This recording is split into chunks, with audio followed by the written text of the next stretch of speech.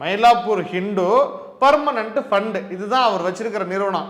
அது பார்த்த உடனே வந்து ஹிந்து பர்மனன்ட் ஃபண்டு மயிலாப்பூர் எல்லாம் ரொம்ப டச்சிங்காக முன்னாடியில இருந்து முதுகு வரைக்கும் நல்லா சுட சுட இருக்குது அப்படின்னு சொல்லிட்டு இவங்களும் வந்து கஷ்டப்பட்டு கால் கடுக்க தட்டேந்தின காசெல்லாம் கொண்டு போய் அதில் போட்டிருக்கிறாங்க. மோடி பெருமை அடைஞ்சுக்கிட்டாரு. நான் யாரை வச்சு தெரியுமா கூட்டணி அமைச்சிருக்கேன், இந்த பாரு அப்படின்னா இந்த 420 பக்கத்தில் நிற்குது. திருடனுக்கு தேல் கொட்டின மாதிரி ரொம்ப அமைதியாக நவத்வாரங்களையும் மூடிக்கிட்டு ட்விட்டர்லாம் கருத்து புரட்சி நடத்திட்டு இருக்கக்கூடிய ஒரு சங்கிகள் கூட இந்த ஏதோ ஒரு புரட்சியாளர் சொன்னீங்களே அவர் கைதுக்கு வந்து பேசல. இல்லாட்டின்னு வைங்க உடனே இந்த நீல சங்கிகள்ல இருந்து இந்த 2 ரூபா சங்கிகள் வரைக்கும் இன்னும் திராவிட ஹைனாக்கள்னு போட்டு சுய இன்பம் அடைஞ்சிக்கக்கூடிய பொறுக்கிகள் வரைக்கும் அதில் பாலின வேறுபாடே கிடையாது.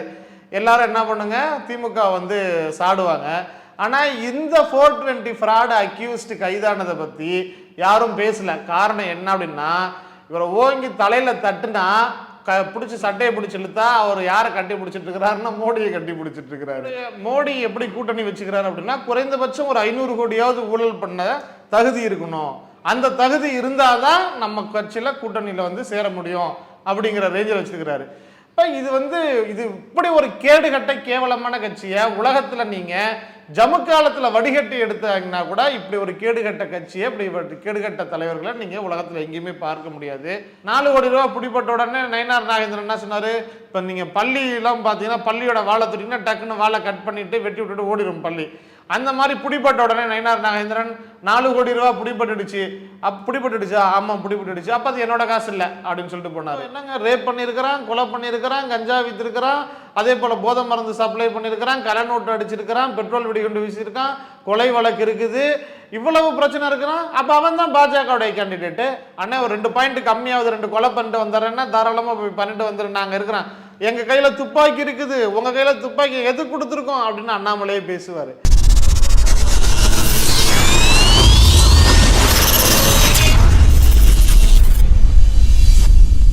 இன்றைய நேர்காணலில் நம்மோடு இணைந்திருப்பவர் திமுக மாணவரணி துணைச் செயலாளர் திரு தமிழ்கா அமிர்தசன் அவர்கள்.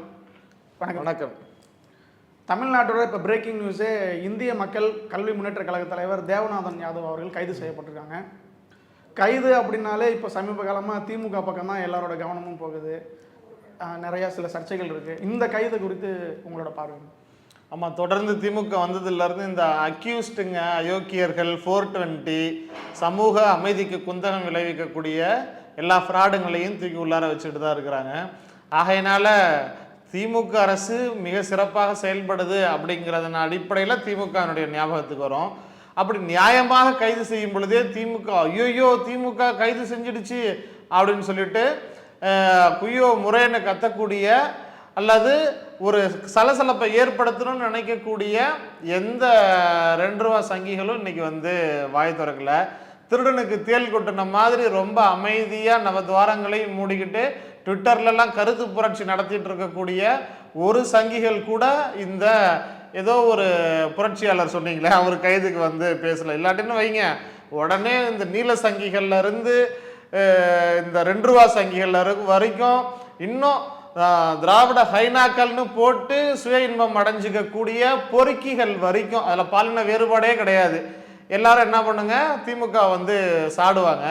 ஆனால் இந்த 420 ஃப்ராடு அக்யூஸ்டு கைதானதை பற்றி யாரும் பேசல. காரணம் என்ன அப்படின்னா, இவரை ஓங்கி தலையில் தட்டுனா பிடிச்சி சட்டையை பிடிச்சி இழுத்தா அவர் யாரை கட்டி பிடிச்சிட்டு இருக்கிறாருன்னா மோடியை கட்டி பிடிச்சிட்டு இருக்கிறாரு.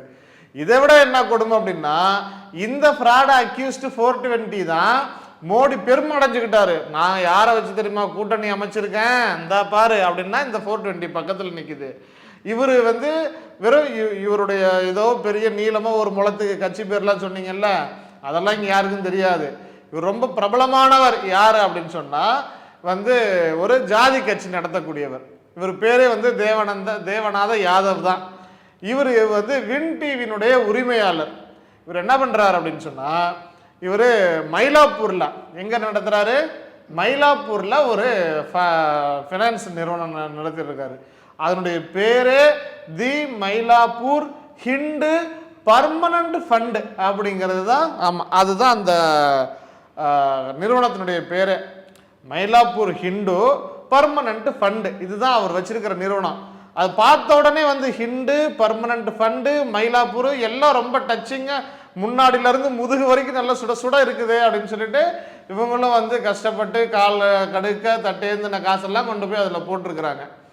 அப்போ இப்போ இதனால யார் அதிகமாக பாதிக்கப்பட்டிருக்கிறாங்க? ஏன் இப்போ வந்து இந்த 2 ரூபா சங்கிகள்லாம் வந்து எதுக்கு இந்த சோசியல் மீடியாவில், ட்விட்டரில், அதே மாதிரி வந்து மைக்கு பார்த்த உடனே குறைக்கக்கூடிய ஒரு ஜந்தெல்லாம் தமிழ்நாட்டில் இருக்குது. இதுங்கெல்லாம் ஏன் அமைதியாக இருக்குது? புரியுதா உங்களுக்கு?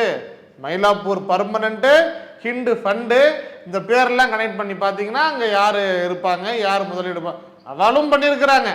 இப்போ இப்படி எவ்வளோ ரூபா இந்த ஆள் முறைகேடு பண்ணியிருக்கிறான் அப்படின்னா 525 கோடி ரூபா முறைகேடு பண்ணியிருக்கிறான். இப்போ 525 கோடி ரூபா முறைகேடு.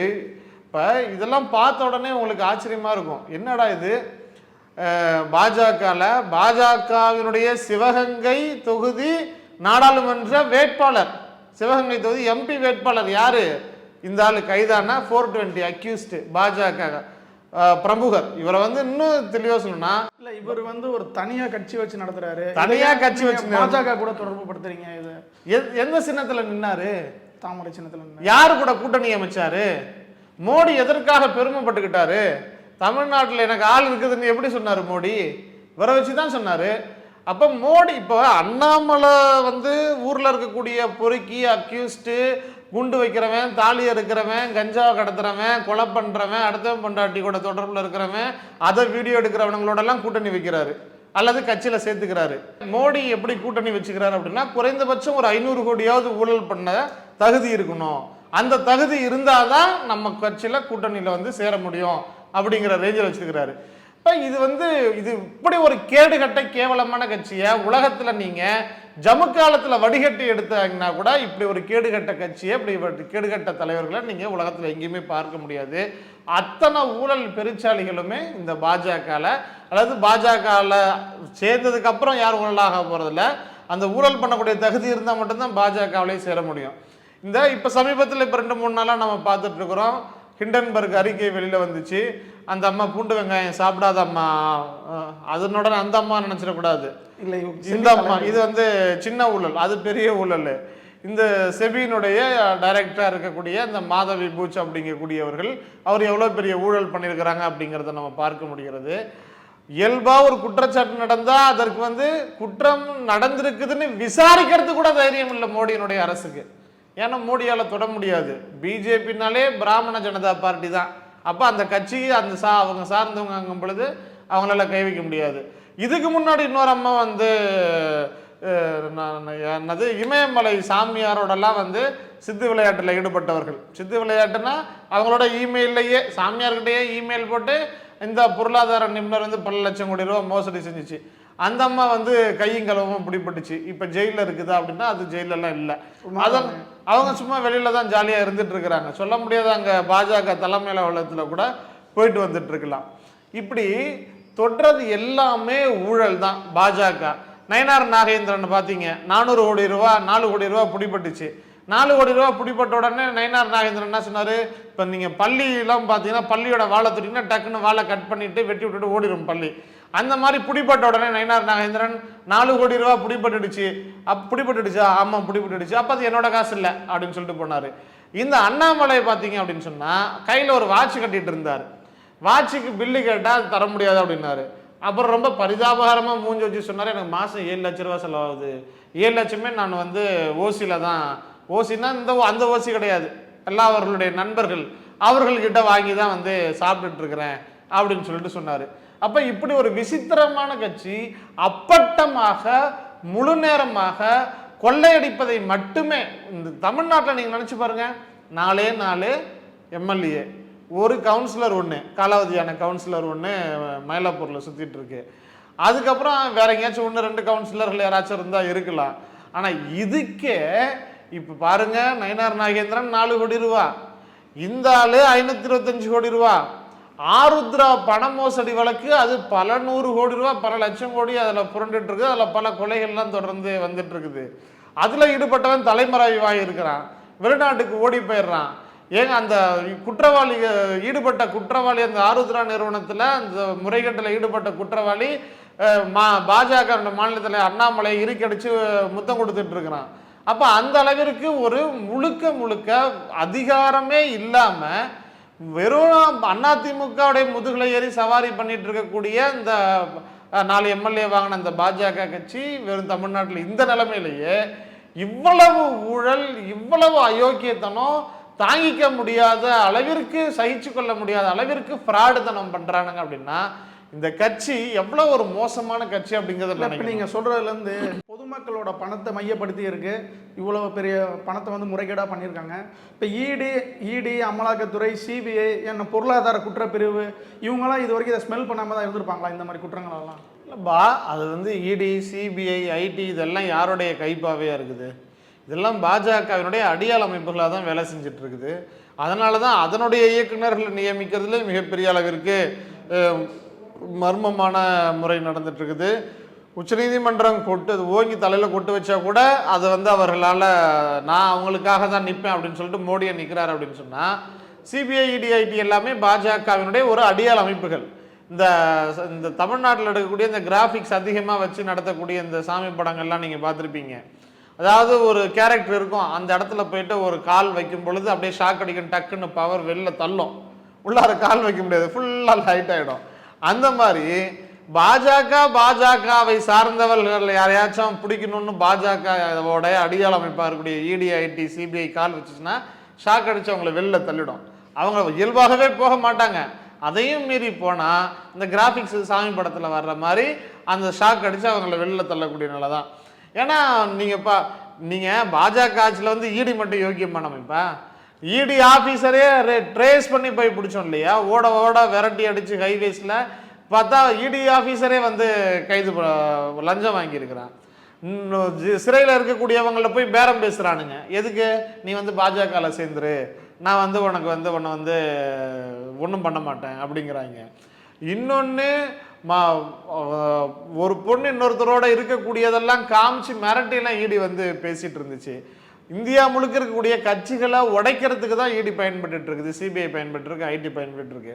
அப்போ இந்த நாட்டை குட்டிச்சோறு ஆகி வச்சிருக்குது இந்த மோடியினுடைய அரசு. அப்படிங்கிறப்ப இப்போ இந்த தேவானந்த் யாதவ் மாதிரியான ஃப்ராட் அக்யூஸ்டுங்கள் எல்லாம், இன்னும் குறிப்பாக மோடியோட நெருக்கமாக இருக்கக்கூடியவர்கள், அண்ணாமலையோட நெருக்கமாக இருக்கக்கூடியவங்க, பாஜகவினோட இருக்கக்கூடிய பெரிய தலைவர்களோட நெருக்கமாக இருக்கக்கூடியவர்களோட எப்படி சிபிஐ, இடி, ஐடிலாம் போகும்? ஒருபோதும் போகாது. இப்போ வேட்பாளர் தேர்வு பண்ணும்போது பாஜக இந்த விஷயங்கள்லாம் பார்க்காம தான் இருந்திருப்பாங்களா? இவருக்கு பின்னாடி இவ்வளோ பெரிய பொருளாதார பிரச்சனை இருக்குன்றதெல்லாம் பார்க்காம தான் இருந்திருப்பாங்களா? இல்லை, நம்ம இப்போ மற்ற கட்சிகளை பொறுத்த வரைக்கும் ஒரு கேண்டிடேட் செலக்ட் பண்ணுறாங்க அப்படின்னு சொன்னால் அவங்க பின்னாடி குற்ற சம்பவங்கள் இருக்குதா, அல்லது வேறு ஏதாவது பாலியல் பிரச்சனைகள்லாம் இருக்குதா, தொந்தரவு கொடுத்துருக்குறாங்களா, அந்த மாதிரிலாம் பார்த்து எடுப்பாங்க. ஆனால் பாஜகவில் பொறுத்த வரைக்கும் இவங்க இதெல்லாம் இல்லை அப்படின்னா ரிஜெக்ட் பண்ணிடுவாங்க. குறைஞ்சது ஒரு 13 420 இருக்கணும், 13 கொலை வழக்குகள் இருக்கணும், இப்போ அதாவது பெட்ரோல் வெடிகுண்டு வீசியிருக்கணும், அடுத்தவன் பொண்டாட்டி தாலி அறுத்துருக்கணும், இந்த மாதிரி பண மோசடி பண்ணியிருக்கணும். அப்போ இந்த மாதிரியான குற்ற சம்பவங்கள், அதே போல் பாலியல் துன்புறுத்தல்கள் கொடுத்துருக்கணும். இந்த ரேவன் என்னாச்சு, கர்நாடகாவில் 10 ஹார்டிஸ்க்கு நிறையா பாலியல் வன்புணர்வு பெண்களை பண்ணி அதை வந்து வீடியோ எடுத்து வச்சிருக்கிறான். அப்போ அது ஓகே, இருக்கிற கேண்டிடேட்ல இவன் தான் நம்பர் 1 பெஸ்ட் கேண்டிடேட்னு மோடியே வந்து அவருக்கு வந்து பிரச்சாரம்லாம் பண்ணிட்டு போனார். அப்போ இவ்வளவு என்னங்க, ரேப் பண்ணியிருக்கிறான், கொலை பண்ணியிருக்கிறான், கஞ்சா வித்திருக்கிறான், அதே போல் போதை மருந்து சப்ளை பண்ணியிருக்கிறான், கலை நோட்டு அடிச்சிருக்கிறான், பெட்ரோல் வெடிகுண்டு வீசியிருக்கான், கொலை வழக்கு இருக்குது, இவ்வளவு பிரச்சனை இருக்கிறான். அப்போ அவன் தான் பாஜகவுடைய கேண்டிடேட்டு. அப்படி தான் பாஜக வந்து செலக்ட் பண்ணுமே தவிர நீங்கள் நினைக்கிற மாதிரிலாம் பாஜக இதெல்லாம் வந்து பாஜகவில் ஒரு ப்ளஸ் பாயிண்ட்டு. அண்ணே ஒரு 2 பாயிண்ட் கம்மியாவது, 2 கொலை பண்ணிட்டு வந்துடுறேன்னா தாராளமாக போய் பண்ணிட்டு வந்துடுறேன், நாங்கள் இருக்கிறோம், எங்கள் கையில் துப்பாக்கி இருக்குது, உங்கள் கையில் துப்பாக்கி எது கொடுத்துருக்கோம் அப்படின்னு அண்ணாமலையே பேசுவார்.